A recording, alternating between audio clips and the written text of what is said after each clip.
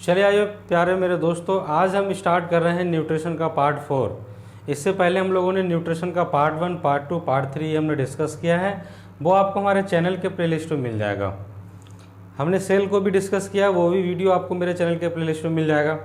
तो आज हम बात करते हैं, हमने पार्ट 1, पार्ट 2, पार्ट 3। पार्ट 1 में हमने बात की थी न्यूट्रिशन के बारे में कि न्यूट्रिशन कहते किसको हैं और न्यूट्रिशन के अंदर क्या क्या पढ़ना था हमको, और न्यूट्रिशन कितने टाइप के होते हैं, ये सारी चीज़ें हमने बात की थी। तो बेसिकली हमने न्यूट्रिशन के बारे में बताया था और हमने बोला था कि वैसे खाद्य पदार्थ जिससे आपको ऊर्जा मिले वो आपके न्यूट्रिशन कहलाते हैं, और वो 2 प्रकार के होते हैं, कार्बनिक और कार्बनिक। सब हमने चर्चा कर ली थी, ठीक है। कार्बनिक के अंदर आपके आते थे 4, जिसमें हमने बोला था हाइड्रो, एक आपका कार्बोहाइड्रेट था, ठीक है, फैट्स था, और आपके पास क्या थी, विटामिन्स थी और प्रोटीन्स थी, ठीक है। तो कार्बोहाइड्रेट हमने पूरा डिस्कस किया, कार्बोहाइड्रेट के टाइप्स को हमने डिस्कस किया, ठीक है। मोनो, डाई और पॉली, जो मोनोसैकेराइड, डाइसैकेराइड, पॉलीसैकेराइड होता है, सबको डिस्कस किया। मोनोसैकेराइड के अंदर ग्लूकोज, फ्रैक्टोज, गैलेक्टोज ये सब हमने डिस्कस किया। माल्टोज, सुक्रोज और लैक्टोज ये भी हमने डिस्कस किया। और हमने आपको स्टार्च, सेलुलोज, ठीक है, ग्लाइकोजिन, काइटिन, ठीक है, ये सारी चीज़ें भी हमने डिस्कस कर ली। एक एक करके हर एक चीज़ को ब्रीफ में डिस्कस किया है। आप उन वीडियो को देखेंगे तो आपको पक्का बेनिफिट होगा। तो आज की जो क्लास है वो हमारी फैट्स की है, यानी कि फैट्स आज हम लोग पढ़ेंगे। हमने कार्बोहाइड्रेट पढ़ लिया था और हमने बताया था कि कार्बोहाइड्रेट, ठीक है, उसमें कार्बन, हाइड्रोजन और ऑक्सीजन ही पाए जाते हैं। कार्बन, हाइड्रोजन, ऑक्सीजन का जो कम्बिनेशन होता है, यानी कि उनका जो रेशियो होता है वो 1:2:1 के रेशियो में होता है। और कार्बोहाइड्रेट से 70% जो है हमको ऊर्जा मिलती है, ये भी हमने बताया। और सेल के निर्माण में मात्र 1% एनर्जी कार्बोहाइड्रेट की जो है वहाँ पर कंट्रीब्यूट होती है, बाकी टोटल हमको बॉडी में हमको ऊर्जा देने की काम करती है, ठीक है। अब हम बात करेंगे फैट्स, यानी कि जो आपका वसा है, ये भी एक कार्बनिक पदार्थ है, क्योंकि ये आपके 4 हैं जो कार्बनिक के अंदर आते हैं, तो ये भी आपका एक कार्बनिक पदार्थ है। सबसे पहला क्वेश्चन तो ये बन जाता है कि फैट्स है क्या, तो फैट्स भी एक आपकी कार्बनिक पदार्थ है। आप देख पा रहे होंगे फैट्स भी क्या आपकी कार्बनिक पदार्थ है, ये भी एक कार्बनिक पदार्थ है। जितनी चीज़ें मैंने यहाँ लिखी हैं सब इंपॉर्टेंट से, वनडे एग्जाम के पॉइंट ऑफ व्यू से देखी जाए तो कतई जहर है हर एक टॉपिक, हर एक बात जो मैं आपको बता रहा हूँ। एज इट आपके एग्जाम्स में पूछे जाते हैं क्वेश्चन यहाँ से, इससे ज़्यादा बाहर कहीं नहीं आएगा और इससे अंदर भी कहीं नहीं आएगा, बस यहीं से क्वेश्चन उठाता है। अगर हम बात करें बसा से हमको कितनी प्रतिशत ऊर्जा मिलती है, तो 30%, यानी कि 30% एनर्जी जो है वो हमको बसा से प्राप्त होती है, ठीक है। इस बात को आप याद रखें, जैसा कि मैंने कार्बोहाइड्रेट से बताया था, सेम उसी प्रकार से मैंने आपको विटामिन भी पूरा पढ़ा दिया। मैंने आपको पूरा विटामिन भी पढ़ाया है, पूरा मैंने विटामिन पढ़ाया, विटामिन के टाइप पढ़ाया मैंने, कौन विटामिन कहाँ से मिलती है, ये सारी चीज़ें भी मैंने पढ़ाई, ठीक है। हर एक चीज़ मैंने डिटेल में पढ़ाया, आप वो जाके मेरे वीडियो में देख सकते हैं। और 1 ग्राम बसा से हमको 9.2 किलो कैलोरी जो है एनर्जी मिलती है, ठीक है, 1 ग्राम बसा से, जबकि 1 ग्राम कार्बोहाइड्रेट से आपको 4.2 किलो कैलोरी एनर्जी मिलती थी। थोड़ा मेरी बात को गौर करना, मैं बोल रहा हूँ कि कार्बोहाइड्रेट, जब आप 1 ग्राम कार्बोहाइड्रेट लेते थे तो आपको 4.2 किलो कैलोरी एनर्जी मिलती थी, जबकि 1 ग्राम बसा आप ले रहे हो तो उससे आपको कितना मिल रहा है, 9.2 किलो कैलोरी एनर्जी, ठीक है।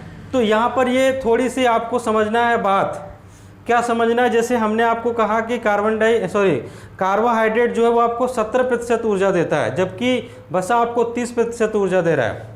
कार्बोहाइड्रेट आपको 70% दे रहा है, बसा आपको 30% दे रहा है, जबकि 1 ग्राम कार्बोहाइड्रेट आपको 4.2 किलो कैलोरी एनर्जी देता है, जबकि 1 ग्राम फैट्स जो है, यानी कि जो बसा है, वो आपको 9.2 किलो कैलोरी एनर्जी देता है। तो यहाँ से 2 क्वेश्चन उठते हैं। अगर आपसे क्वेश्चन ये पूछा जाए कि आपको किससे सबसे ज़्यादा ऊर्जा मिलती है, ठीक है, किस पदार्थ से सबसे ज़्यादा ऊर्जा मिलती है आपको, तो आपका आंसर क्या होगा, कार्बोहाइड्रेट, क्योंकि वो 70% आपको एनर्जी देता है। लेकिन अगर क्वेश्चन ये पूछ दिया जाए आपसे कि किस पौष्टिक पदार्थ से आपको सबसे अधिक ऊर्जा मिलती है, तब आपका आंसर क्या हो जाएगा, बसा। क्यों बसा हो जाएगा, क्योंकि 1 ग्राम बसा से आपको 9.2 किलो कैलोरी एनर्जी मिल रही है। आप देख सकते हैं 1 ग्राम बसा से 9.2 किलो कैलोरी एनर्जी मिल रही है, जबकि 1 ग्राम कार्बोहाइड्रेट से 4.2 किलो कैलोरी एनर्जी मिलती है। इसलिए मैंने 2 क्वेश्चन भी लिखे हैं कि मानव शरीर को सर्वाधिक ऊर्जा किस पदार्थ से मिलती है। मानव शरीर को सर्वाधिक ऊर्जा कार्बोहाइड्रेट से मिलती है, क्योंकि 70% ऊर्जा जो है वो कार्बोहाइड्रेट देता है मानव शरीर को। वहीं मैंने एक क्वेश्चन लिखा है कि किस पोषण पदार्थ से जो है मानव शरीर को सबसे अधिक ऊर्जा मिलती है। किस पोषक पदार्थ से अगर आपको क्वेश्चन आ जाता है तो उसका आंसर होगा वसा, यानी कि फैट्स। और वो दोनों चीजें आपकी क्लियर हैं। आप देख पा रहे होंगे कि 1 ग्राम वसा जो है वो 9.2 किलो कैलोरी एनर्जी दे रहा है, जबकि 1 ग्राम कार्बोहाइड्रेट जो है वो आपको 4.2 किलो कैलोरी एनर्जी दे रहा है। समझ गए आप? दो बातें हैं, थोड़े बच्चे कंफ्यूज हो जाते हैं, लोग कंफ्यूज जाते हैं, एग्जाम में आता हुआ क्वेश्चन जो है गलत करके आ जाते हैं। अगर आपका क्वेश्चन एग्जाम में आ जाता है कि मानव शरीर को सर्वाधिक किस पदार्थ से एनर्जी मिलती है, और ऑप्शन में दोनों है, कार्बोहाइड्रेट भी है, ठीक है, ऑप्शन में आपके पास दोनों है। आइए, लाइन कटने से थोड़ा क्लास डिस्टर्ब हो गया था। तो जैसा कि मैं आप लोगों को बता रहा था कि मानव शरीर को, यानी मानव शरीर, हमारा जो शरीर है वो सबसे अधिक ऊर्जा किससे प्राप्त करता है, तो सबसे अधिक ऊर्जा प्राप्त करता है आपका कार्बोहाइड्रेट से। और जैसा कि मैं आपको बता रहा था कि किस पोषक पदार्थ से सबसे अधिक ऊर्जा मिलती है, तो वो है आपका वसा, यानी कि फैट्स। क्यों? क्योंकि 1 ग्राम फैट से आपको 9.2 किलो कैलोरी एनर्जी मिलती है, जबकि 1 ग्राम कार्बोहाइड्रेट से आपको 4.2 किलो कैलोरी एनर्जी मिलती है। ठीक है, तो इन दो बातों को आप बहुत डीपली, यानी बहुत कंसेप्चुअली इसको समझना और नोट्स करना, इसमें डिफ्रेंशिएट भी समझ जाना, क्योंकि यहाँ से क्वेश्चन अक्सर आते हैं और लोग गलत करके आ जाते हैं। ठीक है, गलत टिक मार के आ जाते हैं। ठीक, ये बात को आप समझें। उसके बाद हम बात करते हैं कि जो आपके फैट्स होते हैं, जो वसा होता है वो किससे मिलके बना होता है। तो वसा आपका बसीय अम्ल और ग्लिसरॉल, यानी कि जो फैटी एसिड होता है, वो जो ग्लिसरॉल होता है उसके मिलने से बनता है। यानी कि जो फैट्स है वो किससे मिलता है? फैटी एसिड और ग्लिसरॉल के मिलने से बनता है। यानी कि बसीय अम्ल तथा ग्लिसरॉल के मिलने से बनता है को वसा। कौन बनता है? वसा। इसको भी एज इट आप याद रखेंगे, फैटी एसिड और ग्लिसरॉल जब मिलता है तो एस्टर यानी कि फैट का निर्माण होता है। एस्टर यानी कि फैट का निर्माण होता है, इसको भी आप याद रखेंगे। ठीक है, क्या मैंने बताया कि वसा का निर्माण कैसे होता है? तो वसा का निर्माण होता है फैटी एसिड और ग्लिसरॉल के मिलने से, फैटी एसिड और ग्लिसरॉल के मिलने से। ठीक है, ये आप क्वेश्चन को याद रखेंगे। तो देखिए यहाँ पर मैंने लिख भी रखा है कि फैटी एसिड और ग्लिसरॉल जब मिलता है तो एस्टर बॉन्ड का निर्माण होता है, यानी कि एस्टर बॉन्ड बनता है। अगर आपसे पूछ दिया जाए कि वसा में किस प्रकार का बॉन्ड पाया जाता है, क्वेश्चन जनरली आता है, क्वेश्चन जनरली यहाँ से पूछे जाते हैं। अगर आपसे पूछ दिया जाए कि वसा में किस प्रकार का बॉन्ड पाया जाता है, तो आपका जवाब क्या होगा? वसा में पाया जाता है एस्टर बॉन्ड। कौन सा बॉन्ड पाया जाता है? Ester bond. जैसा कि मैंने कल आपको बताया था कि प्रोटीन जो होती है वो आपके अमीनो एसिड से मिलकर बनती है, और जितने भी अमीनो एसिड होते हैं किस बॉन्ड से जुड़े होते हैं? पेप्टाइड बॉन्ड से। किस बॉन्ड से? पेप्टाइड बॉन्ड से। ये भी मैंने बताया था। और प्रोटीन का यूनिट कौन होता है? प्रोटीन का सबसे छोटा यूनिट कौन होता है? Amino acid. ये भी मैंने आपका चर्चा की थी। सबसे छोटा जो है पार्ट अगर किसी प्रोटीन का होता है वो तो अमीनो एसिड। ठीक है, और अमीनो एसिड जब मिल जाते हैं तभी जाकर प्रोटीन का निर्माण होता है। और मैंने ये भी बताया था कि अमीनो एसिड 20 अमीनो एसिड किसी भी मानव बॉडी को 20 अमीनो एसिड की ज़रूरत होती है, जबकि 10 अमीनो एसिड जो है वो बॉडी का शरीर खुद बनाता है, और 10 अमीनो एसिड जो है बॉडी खाद्य पदार्थ के माध्यम से निर्माण करता है। ठीक है, इन सारी चीज़ों पर मैंने चर्चा कर ली थी। चलिए, तो अभी मैं आपको बता रहा हूँ कि जो हमारे फैट्स हैं वो हमारे 2 प्रकार के होते हैं, यानी कि जो वसा है वो 2 प्रकार के होता है। कौन कौन? एक तो संतृप्त होता है और एक असंतृप्त होता है। तो संतृप्त का मतलब क्या हो गया? संतृप्त का मतलब हो गया सैचुरेटेड, और असंतृप्त का मतलब हो गया अनसैचुरेटेड। ठीक है, ये तो इंग्लिश की मीनिंग हुई, लेकिन इनका मतलब क्या होता है? संतृप्त का मतलब क्या होता है? संतृप्त का मतलब होता है कि हम उन फैट्स को बोलेंगे, संतृप्त हम उन फैट्स को बोलते हैं जिनमें कार्बन कार्बन के बीच में सिंगल बॉन्ड पाया जाता है। जिनमें कार्बन कार्बन के बीच में सिंगल बॉन्ड पाया जाता है उनको हम फैटी यानी कि संतृप्त फैट्स बोलते हैं। और जिनमें कार्बन कार्बन के बीच में डबल या ट्रिपल बॉन्ड पाया जाता है, जिनमें कार्बन कार्बन के बीच में डबल या ट्रिपल बॉन्ड पाया जाता है, वो आपका क्या कहलाता है? अनसैचुरेटेड। यहाँ से क्वेश्चन आता है, कभी कभी पूछ देता है कार्बन यानी कि जो आपके पास संतृप्त है ना, संतृप्त जो वसा है उसमें कार्बन कार्बन के बीच में क्या बॉन्ड पाया जाता है, या वो रूम टेम्परेचर पे किस स्टेट में पाया जाता है, ये सारी चीज़ें। और संतृप्त वसा जो है वो हमको किससे प्राप्त होती है, ये सारे क्वेश्चंस भी आपके पूछे जाते हैं। तो एक एक करके मैं चर्चा कर लेता हूँ। संतृप्त में आपको दिख रहा होगा कि सिंगल कार्बन कार्बन के बीच में सिंगल बॉन्ड है, और इसको सैचुरेटेड फैट्स भी हम इंग्लिश में बोल रहे हैं। और ये रूम टेम्परेचर पर देखा जाए, यानी कि रूम टेम्परेचर यानी रूम की अवस्था, जो हमारी रूम टेम्परेचर होती है ना, रूम टेम्परेचर, उस रूम टेम्परेचर पर ये किस अवस्था में पाया जाता है? ठोस अवस्था में। कौन? संतृप्त वसा। संतृप्त कहने का मतलब क्या होगा? सैचुरेटेड। सैचुरेटेड जो वसा है आपकी, सैचुरेटेड जो फैट्स है वो रूम टेम्परेचर पर आपकी ठोस अवस्था में पाई जाती है, यानी कि ठोस में पाई जाती है।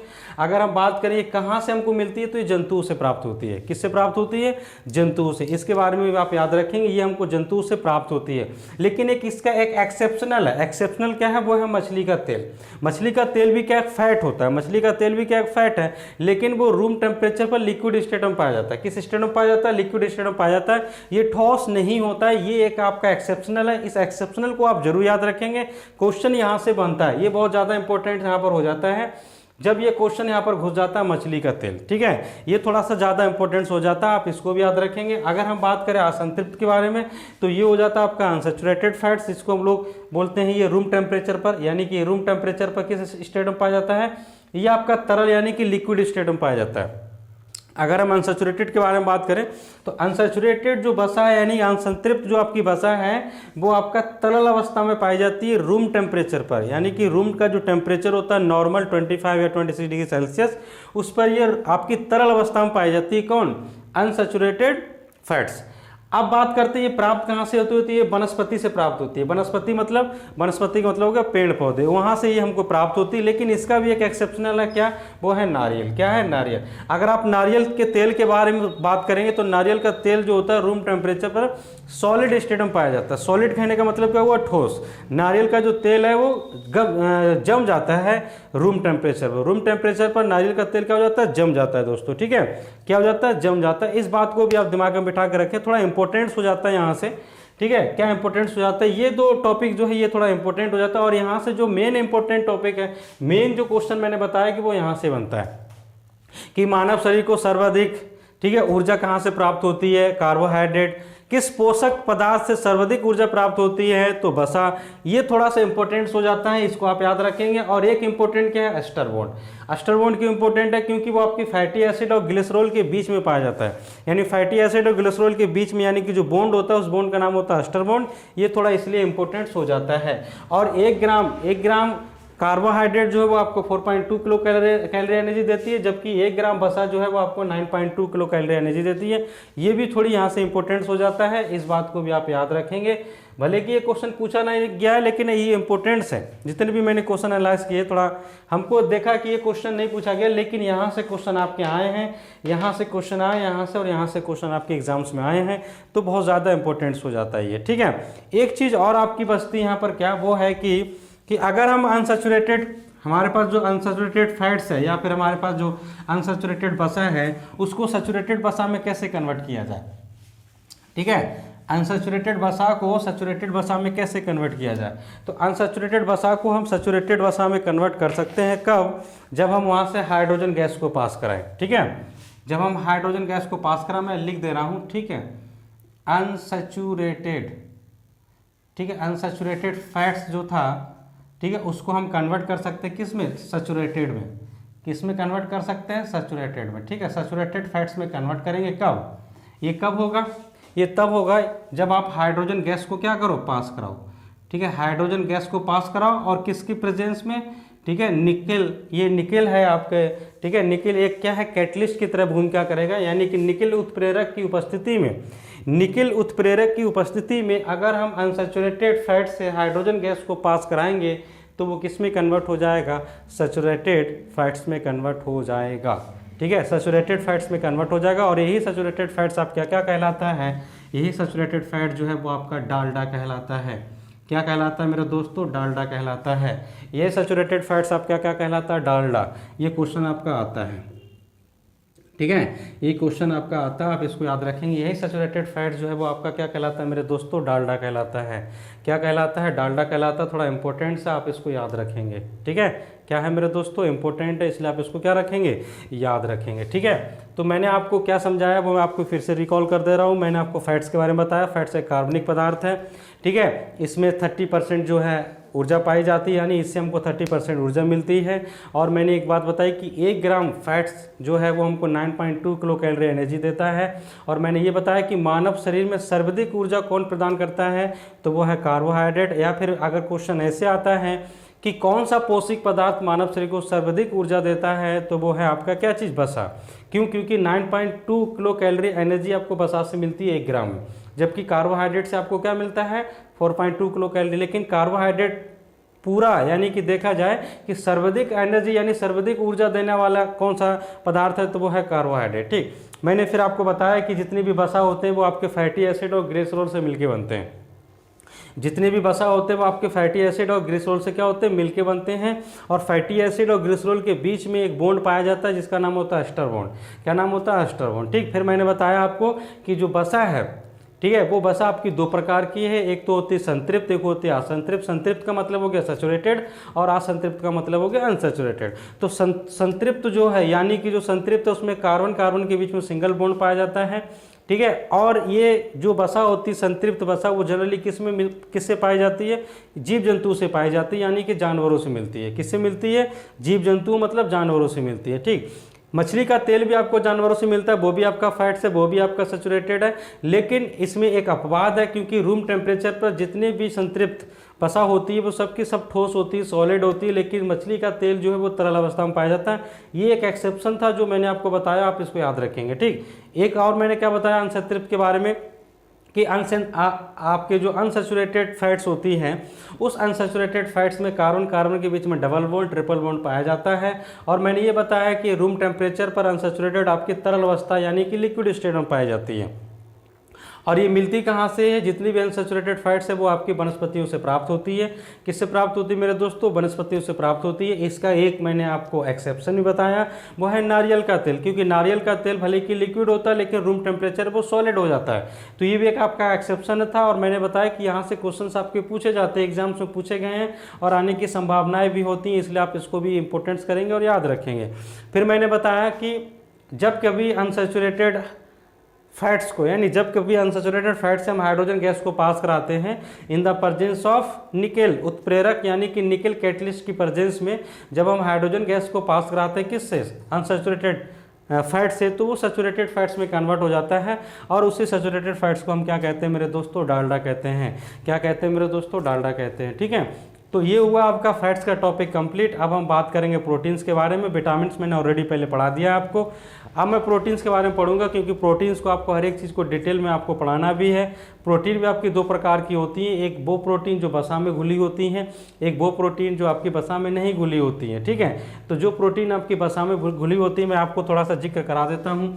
उसको हम लोग क्या बोलते हैं, के है, ई है, ठीक है, डी है और ए है। ये प्रोटीन जो है वो आपकी वसा में घुली होती हैं। और जो प्रोटीन आपकी वसा में नहीं घुली होती हैं उसमें कौन कौन बच जाता है, एक बच जाता है आपका बी कॉम्प्लेक्स, ठीक है, बी कॉम्प्लेक्स आप बोल सकते हो, ठीक है, और एक क्या होता है सी। तो इनके बारे में और इनके बारे में हम अलग से चर्चा करेंगे। ये सब प्रोटीन्स हमको किससे खाने से मिलती हैं और इनका रासायनिक नाम क्या है उसके बारे में भी हम चर्चा करेंगे। एक ही वीडियो में पूरा प्रोटीन का टॉपिक जो हम कोशिश करेंगे कि आपको ख़त्म किया जाए।